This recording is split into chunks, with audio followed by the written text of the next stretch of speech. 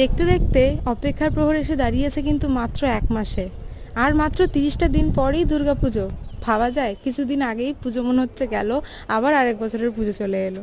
ভিডিওটা যারা এখনো স্কিপ করনি, এখনো দেখছো, তারা নিশ্চয়ই বুঝে গেছো যে আমি কি বানাতে চলেছি বা কি আঁকতে চলেছি। তো প্রথমে আমি থালাটাকে ভালোভাবে ধুয়ে নিয়ে থালাটার ওপরে একটা প্রাইমার সেট করেছিলাম, তার ওপরে একটা বেস ফেব্রিক কালারের কোট দিয়ে দিয়েছিলাম।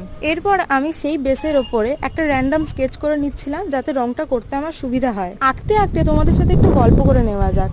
তোমাদের কার কবে থেকে পুজো শুরু হয় আমাকে একটু কমেন্ট করে জানিও তো। আমার তো চতুর্থী থেকেই শুরু হয়ে যায়। সারাটা বছর আমরা ওই 4-5টা দিন কাটাবো বলে এতটাই অপেক্ষায় থাকি যে ওই 4-5টা দিন যখন আসে তখন আর কিভাবে চলে যায় বুঝতেই পারি না, তাই না?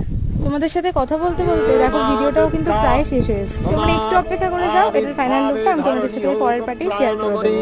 ফর নাও, জাগো জাগো জাগো মা।